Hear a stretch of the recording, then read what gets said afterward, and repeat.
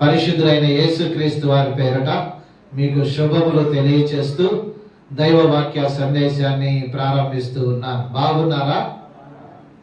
బాగున్నారని చెప్తున్నారు. అలాగే ఆయా ప్రాంతాలలో ఉండి యూట్యూబ్ ఛానల్ ద్వారా మరి ఫోన్లోను టీవీలోను తదితరమైన సాధనాల ద్వారా దైవ వాక్యాన్ని వీక్షిస్తున్న మీ అందరికి కూడా ప్రభు పేరట శుభములు వందనములు తెలియచేస్తున్నా.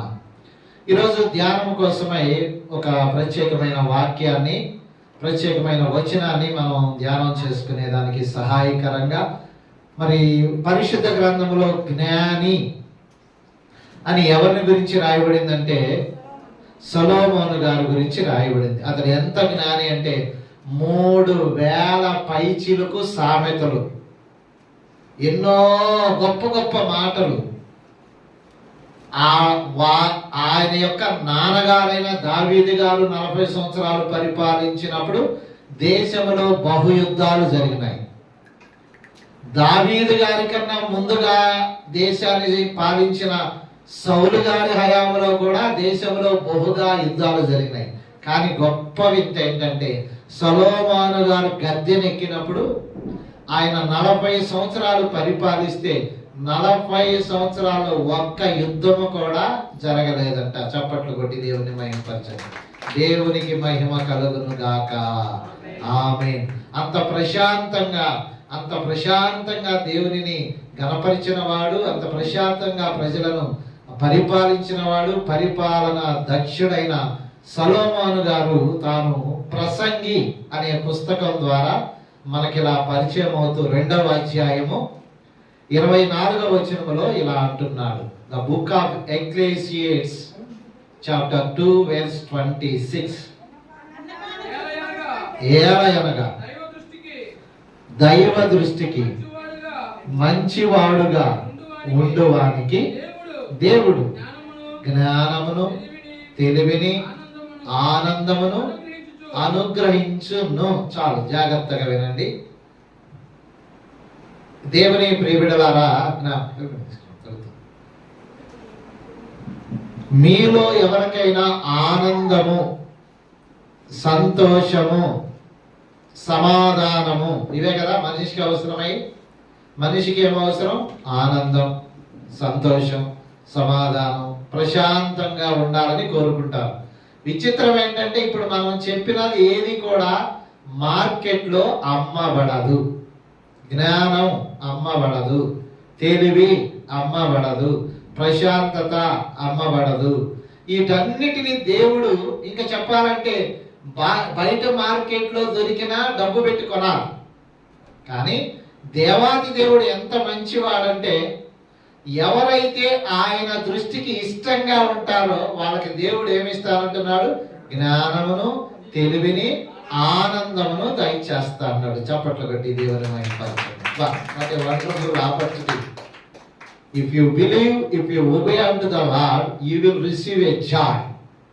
You will become a joyful person. ఇంత ఆనందం, సంతోషం. ఇక్కడ కూర్చున్న మీ అందరిని ఒక్కొక్కరిని అడిగితే, నాయన నీకేం బాధ లేదా? ఎందుకు లేదండి? ఆమె వెళ్ళిపోయే త్వరగా రాలేదండి. ఏం లేదని పైకి చెబుతున్నావు కదా. అయ్యా అమ్మా నీకేం బాధ లేదా? ఏం బాధ లేకపోతాడండి, కూర్చోవాలంటే కాళ్ళు నొప్పులు పడుతున్నాయండి. అమ్మా నీకేం బాధ లేదా? ఏం బాధ లేకపోతాడండి, మా ఆయన రామంటే రావట్లేదండి, పైగా ఆయన తిడుతున్నాడండి. అయ్యా నీకేం బాధ లేదా? మొన్ననేనండి హాస్పిటల్కి వెళ్ళేవాడు, ఆయన లక్షలు వదిలించుకొని వచ్చేవాడిని. అమ్మా నీకేం బాధ లేదా? ఆయన చూస్తుండగా కరోనా రాగానే నా ముందు వెళ్ళిపోయాడండి, అది నా పెద్ద బాధ అయిపోయింది. ఇలా మనిషిని పలకరిస్తే ఆనందం, సంతోషం, సమాధానం, నేను హాయిగా ఉన్నానని చెప్పేవాళ్ళు ఉన్నారు ఇక్కడ? Anyone in the congregation? Those who are fully joyful, పూర్తిగా ఆనందంగా ఉన్నా, పూర్తిగా సంతోషంగా ఉన్నా, ఏ బాధ లేదు, ఏ చీకు లేదు, ఏ చింత లేదు అనేవాళ్ళు ఉన్నారా అంటే నన్ ఆర్ హియర్. ఒక్కడ కూడా ఉండరు కూడా. కారణం ఏంటంటే సూటిగా ఒకే మాట, నీ దేవుడు నువ్వు పూర్తిగా నమ్మకపోవడమే. ఇక్కడ మనం రాయబడిన మాట ఏంటి? ఒకసారి చదువు నాయన. ఏలయనగా దైవ దృష్టికి, అంతే చాలు, ఇంకంతే. If you are a favorable person unto the Lord, you will receive these gifts. నువ్వు దేవుని దృష్టికి మంచివాడుగా. మనకున్న ఒక గొప్ప ఫ్యాషన్ ఏంటో తెలుసా? చిరంజీవి కన్నా నేను ఎక్కువగా మంచోడుగా ఉండాలా. ఇదిగో ఆయన ఉన్నాడు చూసావా, వాడికన్నా నా డ్రెస్సే బాగుండాలా. ఇదిగో చూసావా, ఇక్కడ నుంచి వాళ్ళ దృష్టిలో నేను మంచిగా ఉండాలా. మానవుని పోకడంతా ఎలా ఉంటుందంటే ఎదుటి వాని దృష్టిలో మంచిగా ఉండాలి, పక్కవాని దృష్టిలో మంచిగా ఉండాలి. పక్కవాని దృష్టిలో మంచిగా ఉండాలని ఆశపడుతున్నాం, అదే పక్కోడు నేను మళ్ళీ చెప్తాడు తెలుసా. కూటికి లేనివాడు మళ్ళీ వీడు మాట్లాడుతుంటే పెద్ద మళ్ళా కోడి మాసం తెచ్చుకుంటాడు వీడు. అసలు వీడు మాట్లాడుతున్నాడు పెద్ద మొగాళ్ళలాగా. రే నీ ఆదాయం ఎంతరా, అరే నీ వస్తువులు ఎంతరా, అరే నీకెంత మందిరా, అరే నీకు అసలు కాల్ ఉందా, అని నీకు అసలు సెల్ ఫోనే లేదు, నువ్వు మాట్లాడుతున్నావు అంటారు. అంటే మానవుని దృష్టిలో మంచివాడుగా ఉండాలనుకుంటే చివాట్లు తప్ప ఏమీ. నేనంటున్నాను, మానవుడు అయినను మానవుని దృష్టికి మంచివాడుగా ఉండి వాడి దృష్టిలో పడాలి, వీడి దృష్టిలో పడాలి అనగాక కొన్నాళ్ళు మెచ్చుకుంటాడు, కొన్నాళ్ళు తిడతాడు. నేనేమంటున్నానంటే దేవుని ప్రియబిడ్డలారా, దేవుని దృష్టిలో పడు. దేవుని దృష్టిలో పడితే దేవుడంట నీకు మానవుడు ఇవ్వని ఆనందం, మానవుని దగ్గర దొరకని సంతోషం, మానవుని దగ్గర దొరకని అన్నిటిని దేవుడు ఇస్తానంటున్నాడు. కనుక నా మొదటి మాట ఏంటంటే, ఆనందంగా ఉండాలనుకుంటున్నావా, దైవ దృష్టికి మంచి వాడిలాగా ఉండి. నమ్మితే చప్పట్లు కొట్టండి. ఎఫెసీయులకు రాసిన పత్రిక 4వ అధ్యాయము 26వ వచనాన్ని మనం జాగ్రత్తగా గమనించినట్లయితే, the second thing to know from the book of Ephesians chapter 4 verse 26. కోపపడుడి కానీ పాపము చేయకుడి, సూర్యుడు అస్తమించు వరకు మీ కోపము నిలిచి ఉండకూడదు. సెకండ్ పాయింట్ జాగ్రత్త వినాలా. మనలో ముక్కు మీద ఉంటదంట కొంతమందికి. ఏడుంటది కోపం?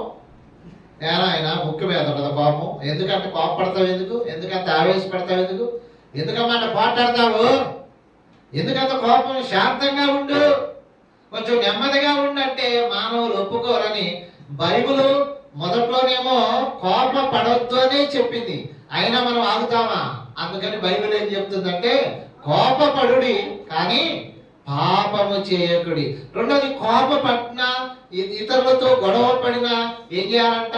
సూర్యుడు అస్తమించే లోపే సమాధాన పడాలంట.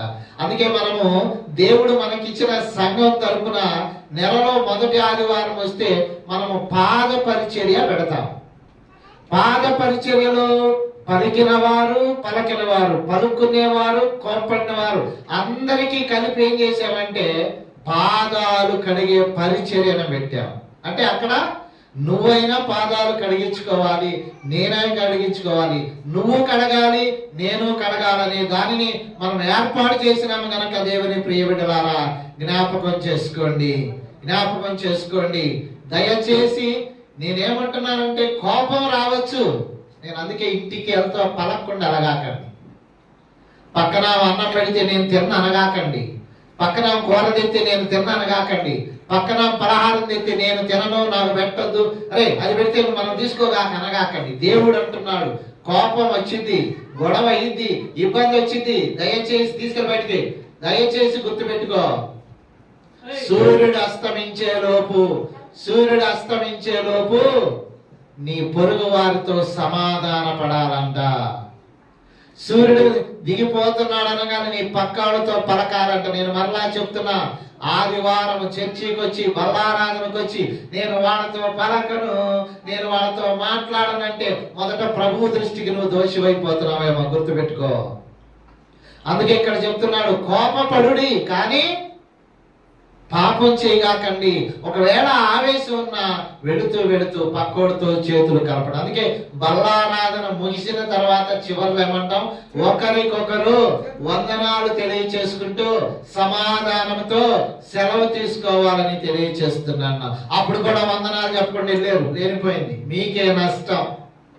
పక్కనోళ్ళతో చెయ్యి కలపాలి, పక్కనోళ్ళతో మాట్లాడకుండా ఉండకూడదు దయచేసి. కనుక రెండోది ఏంటంటే, కోపపడుడి కానీ పాపము చేయకుడి. ఒకవేళ కోపపడ్డా, ఒకవేళ పొరుగు వాడితో కొంచెం మాట తేడా వచ్చినా, ఒకవేళ పక్కనోడితో చాలా ఇబ్బంది వచ్చినా దయచేసి చేతులు కలిపి సమాధానపడి సూర్యుడు దిగిపోయేలోపు రాజీ పడి ఆనందంగా ఉండాలని తెలియచేస్తున్నా. ఇక మూడవ విషయానికి వద్దాం. పరిశుద్ధ గ్రంథమును యాకోబు గారు రాసిన పత్రిక 4వ అధ్యాయము 8వ వచనాన్ని చదువుకుందాం. The book of James chapter 4 verse 88. యాకోబు రాసిన పత్రిక 4వ అధ్యాయము 7వ వచనం 8వ వచనం. కాబట్టి దేవునికి లోబడి ఉండుడి, అపవాదిని ఎదిరించుడి, అప్పుడు చాలు దాని పై వచ్చిన ఏముంటదంటే దేవుని యొద్దకు రండి, అప్పుడు ఆయన మీ యొద్దకు వచ్చును. గుర్తుపెట్టు, draw near to me, I will draw near to you. Simple అండి. మీకు ఏదైనా గొడవ జరిగిందా, మీ మనసులో ఏదైనా భేదం వచ్చిందా, మీ మనసుకి ఏమన్నా శాంతి లేదా, దేవుని ఆలయానికి రా. ఆ బాధ్యతలన్నీ ఆయన మీద పెట్టు. అందుకే ఆయన అంటాడు, దేని గురించి చింతించకుడు గాని మీ చింత యావత్తు. అందుకే భార్యాభర్తల మధ్య గొడవ అయిందా, అలిగి పుట్టింటికి అలగాక ఏం చేయాలి? దేవుని సన్నిధికి రా. ప్రభువా, ఇలా ఆవేశపడటం వల్ల మా మధ్య చిన్న మనస్పర్ధ వచ్చింది, మేము వెళ్ళేతరికి దీన్ని సరిచేయి ప్రభువా, మేము వెళ్ళేతరికి దీన్ని శాంతిపరచు ప్రభువా అంటే మన దేవుని పేరేంటి? ఆశ్చర్యకరుడు, ఆలోచనకర్త, బలవంతుడైన దేవుడు, నిత్యుడగు తండ్రి, సమాధానకర్తయగు అధిపతి అని రాయబడింది గనక నీకు సమాధానం ఇస్తాడు. చప్పట్లు కూడా. నువ్వు కోపంతో పళ్ళు బిగబట్టి, నువ్వు కోపంతో గట్టిగా పట్టుబట్టి కోపం ఏమైంది? పాపమైంది. పాపం ఏమైంది? నిత్య నరకానికి తీసుకొని పోద్దు కనుక అందుకే కోప పడద్దు. లేకపోతే ఇంకేదైనా చిన్న సందర్భం ఉంటే కోప పడు, అయినా సమాధాన పడు. అందుకే ఇదంతా పోవాలంటే దేవుని దగ్గర రా. ఇంకా మనం చూస్తే విమనస్కులారా, నీ మనసు మార్చుకో, నీ మాట మార్చుకో, నీ చూపు మార్చుకో, నీ ఆలోచన మార్చుకొని ఇప్పుడు మనం చదివిన యాకోబు గారు చక్కగా రాస్తున్నాడు గనక దేవుని యొద్దకు వచ్చే నీవు నీ మాట తీరు బాగుందా? అదే ఆనందం, అదే సంతోషం. ఎందుకయ్యా నోరు జాగ్రత్త పద్దాక అని అనిపించుకునే కన్నా నోరు మూసుకుంటే పోలా, ఆమెనన్నదాకా ఓర్చుకుంటే పోలా. ఆవేశపడితే ఏమైంది? అందుకే నా జీవితంలో 40 సంవత్సరాల నుంచి I have been following since 40 years. అంటే కరెక్ట్ గా డేట్ నేను చెప్పలేకపోయినా ఫ్రమ్ 40 years నుంచి నేను ఒకే ఒక్క మాటను మాత్రం ఎప్పుడు బ్యాలెన్స్ గా ఉంచుకుంటా. అదేంటో తెలుసా? ఎవరితో గొడవ పెట్టుకోను. సింపుల్, నేర్చుకోను. ఎవరితో గొడవ పెట్టుకోను. గొడవ పెట్టుకుంటే ఏమైంది? పూర్ణమ్మ గారిని క్షమించయ్యా, కెబిని క్షమించయ్యా, శంకర్ గారిని క్షమించయ్యా, వలి పద్మాని క్షమించయ్యా, క్షమించయ్యా. ఇక ఇదేనా నా ప్రార్థన? క్షమించయ్యా, మన గుద్దేను క్షమించయ్యా, మన తమ్మినేను క్షమించయ్యా, మన పొరపాటు. నా ప్రార్థనలో అది రాకుండా చూసుకోవడానికి నేనేం చేస్తాను తెలుసా? నీతో బలుగుతా, వాళ్ళతో కూడా బలుగుతా, శత్రువుతో బదులుతా, మిత్రుతో. ఎందుకు? శత్రువు అయ్యాడు అనుకో, వాళ్ళ కోసం నేను రోజు హైదరాబాద్ నా లొకేషన్ క్షమించయ్యా. ఇదేనా నా ప్రార్థన? నా ప్రార్థన నా గురించి, నా ప్రార్థన నాకు ఇచ్చిన దాని గురించి, సంఘం గురించి నేను చేసే బదులు శత్రువులు నాకు 10 మంది అయ్యారనుకో, ఇక రోజు ఈ 10 మంది గురించి అనేకన్నా అసలు శత్రువుగా లేకుండా పోతే చెప్పండి. అందుకే సొలొమోను గారి గురించి ప్రారంభంలోనే మీతో చెప్పా, ఆయనకు శత్రువులు కాదంట, అసలు ఆయన దేశం మీదకి దండి వచ్చినోడే లేడంట. దండెత్తి తెచ్చి సొలొమోను అందు చూద్దామనే వాడే 40 సంవత్సరాల దాకా కూడా మీదకి రాలేదంట. చెప్పడం కూడదామా? ఒక శత్రువు 40 సంవత్సరాల పాటు రాలేదంటే పక్కన మీ ఇంటికి అమ్మా మీ ఇద్దరికి ఏమైనా గొడవ ఉందా అంటే అదే నాకు పడదండి, అది మొన్న నీడ కాడ పోటాడుతుందండి అని. మేము కుడితి నీళ్ళు కావాలని పోయలేదండి, మా ఇంట్లో పోసుకుని ఆ ఇంటికి వెళ్ళి అంట అక్కడ సాడు పోతుందండి. ఈ మాటలన్నీ చూస్తున్నారు కదా. అందుకే పొరుగు వారితో సమాధానంగా ఉండాలి. మీకు అది చేత కాకపోతే దేవుని దగ్గర రండి, దేవుడికి చెప్పుకోండి, దేవుడే దాన్ని. అందుకే అన్నాడు, నా ఎద్దుకు రండి, నేను మీ ఎద్దుకు వస్తా, నీదేదో చెప్పు, నువ్వేదో చెప్పు, నా పేరే సమాధానములకు అధిపతి అని ఉంది కనుక సమాధానం ఇస్తా, శాంతి ఇస్తా అన్నాడు కనుక ఈ మాట విని ఈ రోజు నుంచి ఎవరితో గొడవ పెట్టుకోగాకండి. అలా చేయనన్న వాళ్ళు చప్పట్లు కట్టండి, ఇరగదీస్తా అన్న వాళ్ళు చప్పట్లు కట్టండి. ఇరగదీసి పోట్లాడతాను, పోట్లాడేది పాస్టర్ గారు నువ్వు ఊరుకో, నీకు అసలు తెలియదు, అని అన్నాం అనుకో, బైబిల్ ఒక మాట అంటుంది ఏంటంటే పగ తీర్చుట. చూద్దామా? రోమీయులకు రాసిన పత్రిక 12వ అధ్యాయము 19వ వచనం చూద్దాం. Let us read the book of Romans chapter 12 verse 19. 12-19. ప్రియులారా, మీకు మీరే పగ తీర్చుకొనక దేవుని ఉగ్రతకు పగ తీర్చుట నా పని, నేనే vengeance is mine, I will recompense. వింటున్నారా? మనం ఏం చేస్తాం? అరే మనవాళ్ళు పిలవరా, అరే అల్లుని పిలవరా, అరే వాళ్ళని వస్తా వాళ్ళందరూ వెనకేసుకురామనరా, ఎంతమైనా సరే ఈ రాత్రి కాలం దించు వాడు ఎవరని తెలుస్తాం. ఎవరుకున్నాడు వాడు? అసలు ఆడింటి పేరు ఎంతమంది ఉన్నారా, మన ఇంటి పేరు ఎంతమంది ఉన్నారా, ఎవరుకున్నాడు వాడు? నా మీదకి వస్తాడా? చూద్దాం రాబర్రా. దయచేసి ఇది వద్దు, దయచేసి వద్దు. కొడితే కొడతాడు, కొడితే కొట్టించుకోవాల్సి వచ్చింది. వద్దు వద్దు. దేవుడు అంటున్నాడు, మీకు కావాలంటే ఒక మంచి మాట, పరిశుద్ధ గ్రంథం నుండి ప్రారంభపు పుస్తకమైన ఆదికాండము 9వ అధ్యాయము 6వ వచనములో ఒక చక్కని మాట, నీ గురించి నీ ఎదుటోరు గురించి, నీ గురించి నువ్వు పలకలేదే వాడి గురించి రాయబడిందా. నరుని రక్తమును చిందించు వాని రక్తము నరుని వలననే. ఏమంటావు? నువ్వు కొడితే కొడతాడంతే, కొట్టిస్తాడు అవసరమైతే. నువ్వు పొడిచేవనుకో, పొడితే వరకనే వదిలేస్తారా? 4 పోట్లు 10 కత్తి పోట్లు జరుగుతాయి. ఎందుకు వచ్చినప్పుడు అసలు పొడవటమే మానుకోరాదు, పోటాడటమే మానుకోరాదు, గొడవ పెట్టుకోవడమే మానుకోరాదు. నువ్వు గొడవ పెట్టుకోవడం మానేవనుకో, అసలు నీతో పోటాడేది ఎవరు? అమ్మో వదిలేయా, అతను జోరుకు వదిలేరా, అతను మంచోడు రా, అరే అసలు మన నోట్లో నోరేయొద్దు, అరే వద్దురా, అరే అలాంటి అబ్బాయి కాదయ్యా, అరే ఆమె చాలా సౌమ్యురాలయ్యా, వద్దయ్యా అనిపించుకోరాదు. గయ్యమని లేవగాక, గయ్యమని లేగితే 10 మంది లేపుతారు. గయ్యమని తప్పుకున్నారా ఏంది? ఇవాళ ఎవరు గాజులు వేసుకోలేరు అని అంటారు కదా. మనకొద్దు. దేవుని దగ్గరకు వచ్చిన జనాంగమా, నేను మీతో చెప్పేది ఏంటంటే కోప పడగాకండి.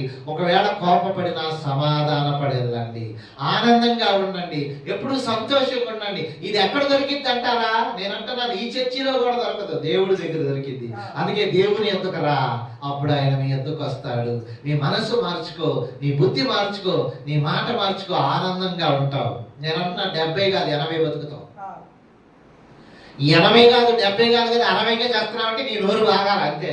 నీ చూపు బాగాల, నీ మాట బాగాలేదు కనుక నీ ఆయుష్ కూడా వాడికి స్పాట్ పెట్టేదాకా. ఒక ఆవందంట, నువ్వు చచ్చినా సరే నా శవాన్ని తప్పటానికి కూడా వీల్లేదందంట.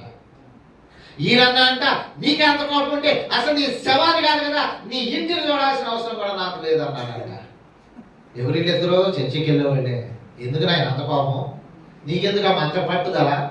ఏం సాధిస్తావు? చచ్చిన తర్వాత నువ్వేం చూస్తా? అందుకని అసలు అవి వద్దండి. బ్రతికేదే కొద్ది కాలం, అయితే ఆనందంగా బతకండి, సంతోషంగా బతకండి. భార్య భర్తలారా సంతోషంగా బ్రతకండి అని దేవుడే చెప్తున్నాడు. నువ్వు తల ముంచుకొని, నువ్వు మునకలు తీసుకొని ఆడే వస్తాడే అదే వస్తుందిలే అనుకుంటే ఏముంది? లోపు అయిపోవట్లా టైము ఏముంది కాడా? దేవునికి ఏం చెప్తా? నిన్ను ఆనందపడమనా పంపించింది, తల బిగుసుకోమరా? మన పర్మిషన్ లేకుండా అదే నా నేర్పింది. లోబడి ఉండమని చెప్తామంటే నీ పర్మిషన్ ఏంటి? నీ పర్మిషన్ తీసుకొని బయటికి వెళ్ళాలా? నువ్వా ముందు, ఆయన ముందు? నీకు తల నువ్వా, ఆయన తల? ఈ పిచ్చేసేసి ఏం చేస్తారంటే ఆరోగ్యాన్ని సగం పాడు చేసుకుంటున్నారు. భర్తలారా మీ భార్యలకు ప్రేమించడని ఉంది.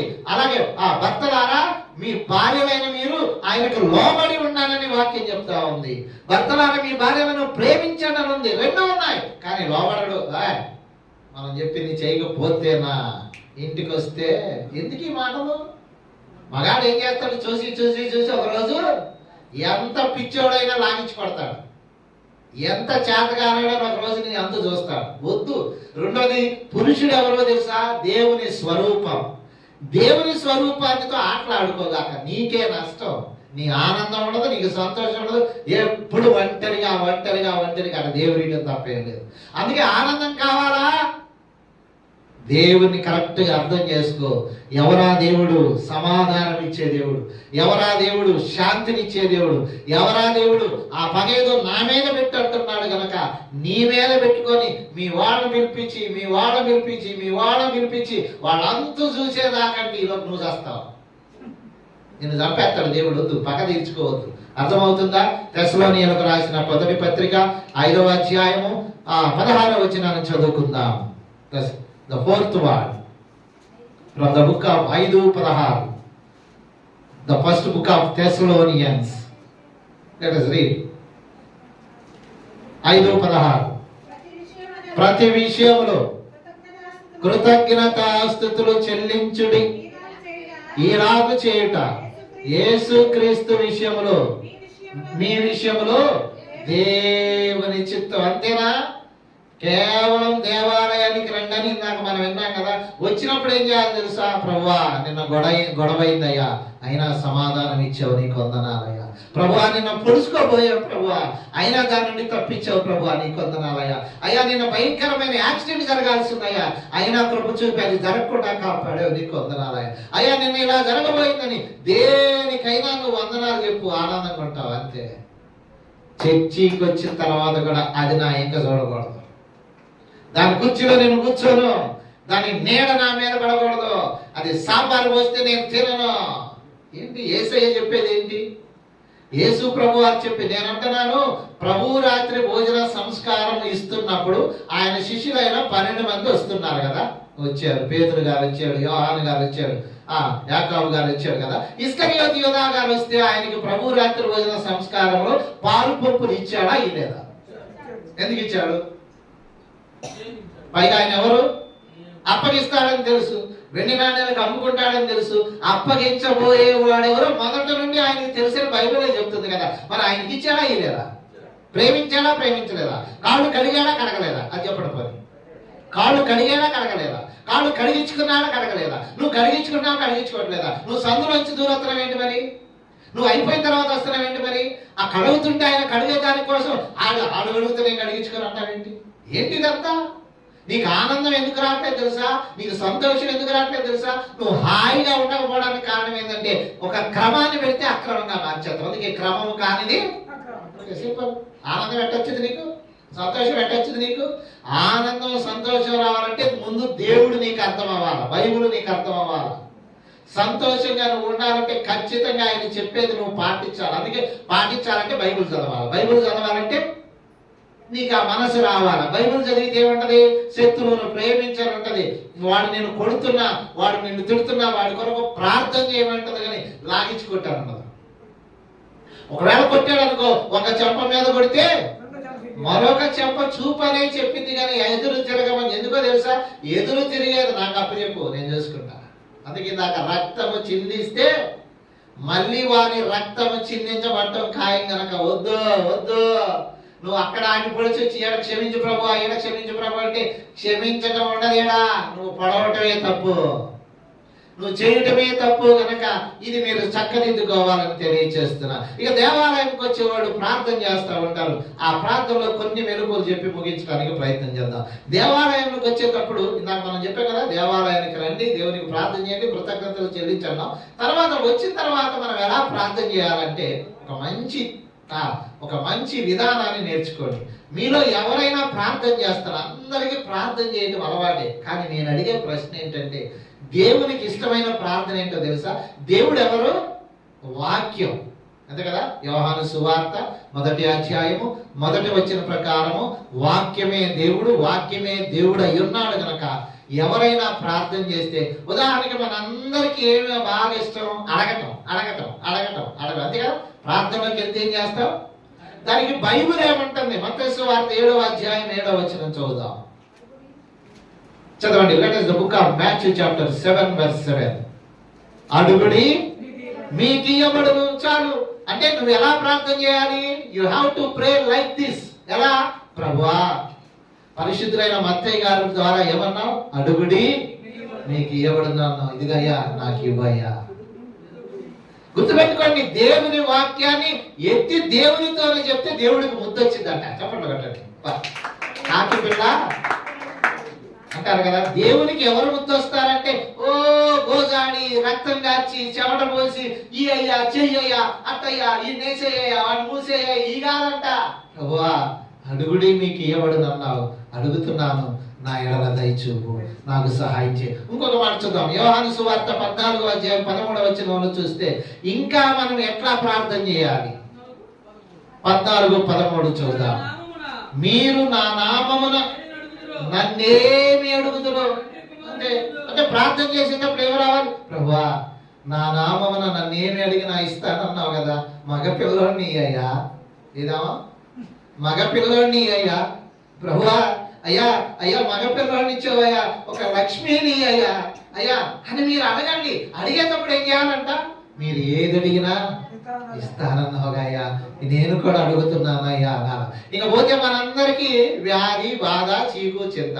వ్యాధి, బాధ, చీకు, చింత వస్తే మనకు బైబిల్ ఇచ్చే భరోసా ఏంటో తెలుసా? నిర్గమాకాండము 15వ అధ్యాయము 26వ వచనంలో చివరి లైన్ చదువుదాం. The book of Exodus chapter 15 verse 26, last line, చివరి లైన్. నిన్ను స్వస్థపరచు యెహోవాను. ఇప్పుడు ఏం చేయాలి ప్రార్థన? ఎట్టొకటి స్వస్థపరిచయ్యా, ఎట్టొకటి బాగు చేయ్యా, ఎట్టొకటి కాదు, బతుకులాడగాక నీ దేవుడు నీకు సహాయం చేయడానికి రెడీగా ఉన్నాడు. పైగా ఆయన అడిగితే ఇస్తానన్నాడు. అనగా ఎట్ట? హౌ టు ఆస్క్, ఎలా అంట? ప్రభువా, స్వస్థపరిచే యెహోవాను నేనే అన్నావు కదా ప్రభువా, ఇది కడుపు నొప్పి తగ్గించయ్యా అంటే దేవుడికి అంట ముద్దు వస్తానన్న. ఎందుకు? వాక్యాన్ని ఎత్తి వాక్యంతోనే ఆయన అడుగుతున్నావు. మరి వాక్యమైన దేవుడికి ఏముందో తెలుసా? వాక్యమే ముందు కనుక ప్రార్థన చేసే వాళ్ళారా ఈ యొక్క చిన్న టెక్నిక్ ను మీరు పాటించారు. చివరిగా ఆమేన్ అందాం, అంతే కదా? చివరికి ఏముంటది? ప్రార్థన చేసిన తర్వాత అయితే ఆమేన్ అనే ముందు నువ్వు తెలుసుకోవాల్సింది ఏంటంటే నీ దేవుడు ఎవరో తెలుసా? ప్రకటన గ్రంథము 3వ అధ్యాయము 14వ వచనం. The book of Revelation chapter 3 verse 14. లవోదికలో ఉన్న సంఘమునకు ఇలాగు రాయము, ఆమేన్ అనువాడు. చాలు చాలు, నువ్వేమనాలిక? ఇవన్నీ చేసిన తర్వాత ఇప్పుడు నువ్వు అనాల, ప్రభువా నీ పేరేంటి? ఆమేన్. నేను కూడా వీటన్నిటిని నమ్మి ఆమేన్ అంటున్నా అంటే దేవుడు కూడా ఏమంటాడు? ఆమేన్ అంటాడు. ఇంకొక మాట చూద్దాం. ఇంకొక ఆయన పేరు ఇంకోటి ఉంది. కొరింథీయులకు రాసిన 2వ పత్రిక 1వ అధ్యాయం 18వ వచనాన్ని సెలవు. The second book of Corinthians chapter 1 verse 18. కనుక అక్కడ వెర్షన్ ఏముంటదంటే అవును అనేవాడు, దాని పై వచనంగానే ఏముంటదంటే అవును అనేవాడు అవును అవునని చెప్పుచు ఉండలేదు గాని మన దేవుడు అవును, మన అక్కడ రాయబడి ఉంటుంది, మన దేవుడు అవును అనువాడై ఉన్నాడు. ఎవరు మన దేవుడు? ఎస్. చూడండి, మన దేవుడు ఎవరు? ఎస్. నీకు ఆ నమ్మకం ఉండాలా?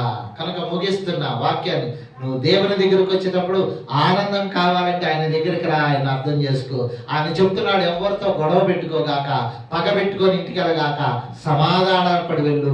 ఇంకా కావాలంటే దేవుని దగ్గరకు వచ్చి నీ మనసు మార్చుకొని ప్రార్థన చేసి దానికి కృతజ్ఞతాస్తుతులు చెయ్యి. ప్రార్థన చేసేటప్పుడు వాక్యాన్ని ఎత్తి ప్రార్థన చేయి. చివరగా ఆమేన్ అని నమ్మి ఇంటికి వెళ్తే నేను అంటున్నాను, ఇవన్నీ నువ్వు క్రమంగా పాటిస్తే నీకు ఆనందం వచ్చిద్దా రాదా?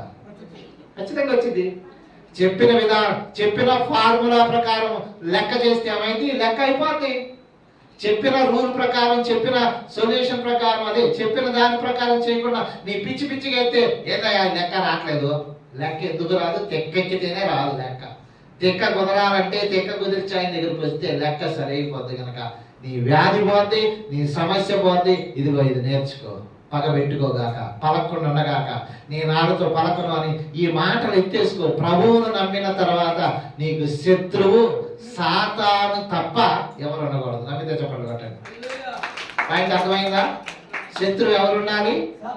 శత్రువైన సాతాను తప్ప లోకంలో నాకు ఇంకా నేను వాళ్ళతో పలకరండి, వాళ్ళ ఇంటికి వెళ్ళనండి, వాళ్ళు పెట్టే తినండి, వాళ్ళ మార్గంలో నేను అన్నావు అనుకో, నీకేమీ అర్థం కాలేదని అర్థం. అందుకని బైబిల్ని అర్థం చేసుకుంటే ఆనందంగా ఉంటావు, సంతోషంగా ఉంటావు. కాపురం కూడా చక్కగా సాగిపోద్ది, విభేదాలు కూడా రావు, శ్రమ కూడా రాదు. ఒకవేళ వస్తే దేవునికి ఇది ఇట్లా చక్కగా చెప్పుకో, అయ్యా ఈ రోగం అంటే రోగానికి కారణం ఏదైనా అయ్యా స్వస్థపరిచి యెహోవాను నేనే అన్నావుగా, దయచేసి నన్ను స్వస్థపరిచి స్వస్థపరచని చెప్పి దేవుని వేడుకొని ఈ క్రమాన్ని పాటించి ఫుల్ ఎంజాయ్ చేయాలా, ఫుల్లీ ఆనందంగా ఉండాలని తెలియచేస్తే ఈ మాటలు ముగిస్తున్నాం. దేవుడి మాటలు మన కొరకు దీవించును గాక.